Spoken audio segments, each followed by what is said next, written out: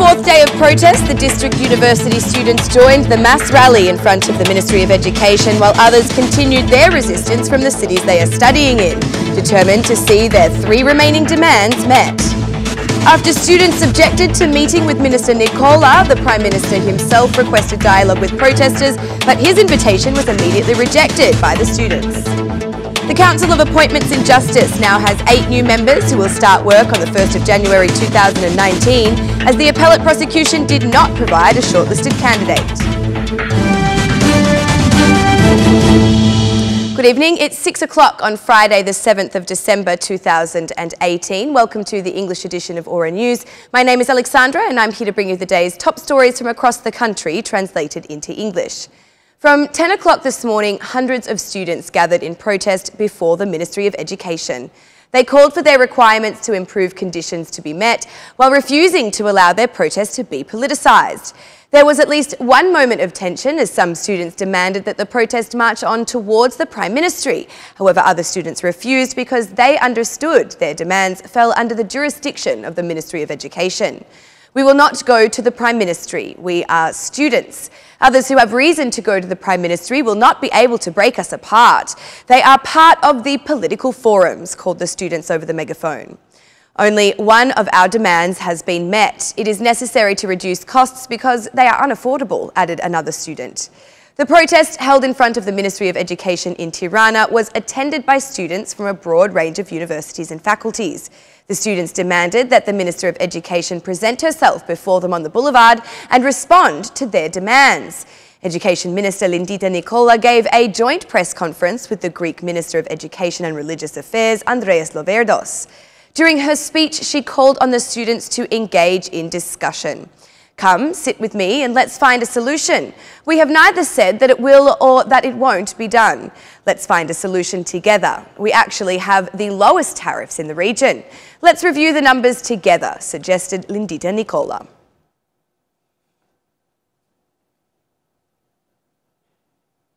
For the first time, Prime Minister Rama reacted to the protest of students, articulating the request for dialogue.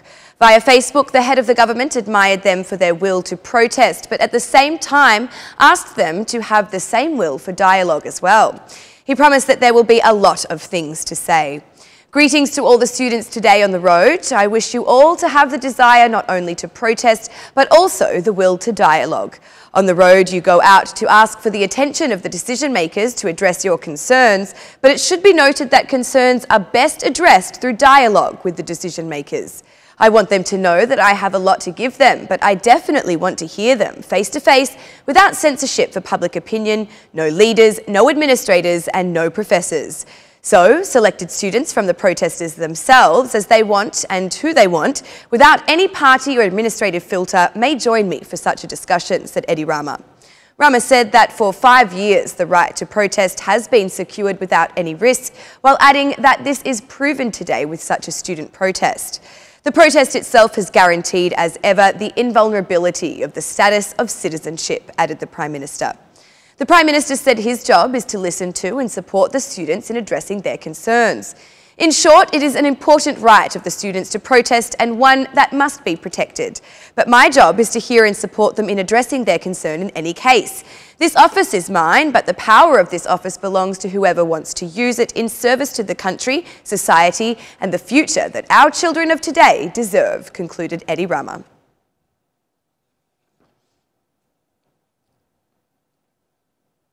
The Albanian Parliament chose the short list of members for the Council of Appointments in Justice, expected to be assigned to perform this task from next year.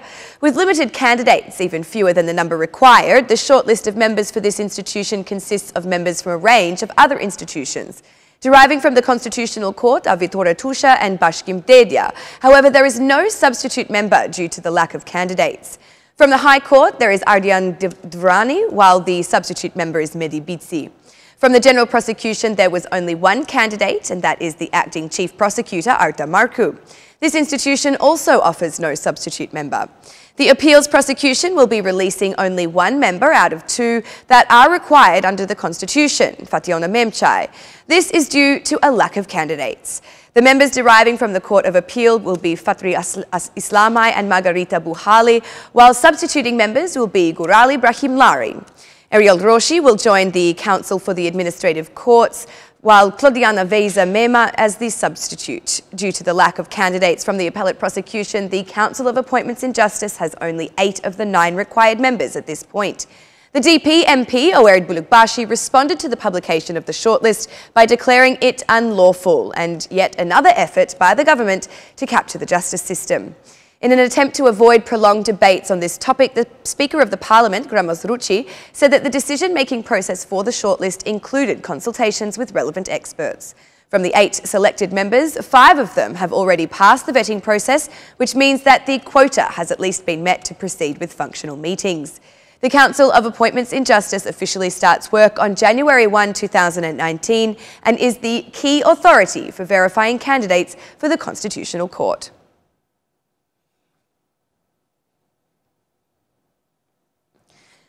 Albania has received unanimous support from the Organisation for Security and Cooperation in its candidacy to run for the important organisation leadership in 2020. The decision was formalised during the 25th meeting of the OSCE Ministerial Council in Milan. Minister for Europe and Foreign Affairs, Ditmir Bushati, who participated in the proceedings of this meeting, said that this is the biggest foreign policy victory in the framework of multilateral cooperation after Albania's NATO membership. Albania enters a decisive stage in the contribution phase for the European security architecture under the direction of this organisation. Albania chairing the OSCE is somewhat of a victory for a country of the Western Balkans, especially after the last 4 leading countries were all EU member states. The OSCE area extends from Vancouver to Vladivostok, and leading this organisation will not only test the political and diplomatic capabilities of our country, but also our ability to interact with all member countries of this great organisation, with partner countries and with autonomous institutions operating within the institutional architecture of the OSCE. All of which, in one way or another, have a positive impact on this space, said Minister Bushati. Ditmir Bushati said that Albania's commitments will start mainly in the Balkans by exercising responsibility in the OSCE presidency. This is a great decision for Albania. It is a victory for our foreign policy and for our constructive course in the Western Balkans, as well as further across the Mediterranean, added Bushati. From the 1st of January of next year, Albania will become part of the OSCE chairmanship together with Slovakia, which will assume the presidency in 2019, and Italy, which is closing its presidential term. Under this framework, Bushati expressed the country's commitment to strengthening peace and stability in our region and the area of the OSCE as a whole.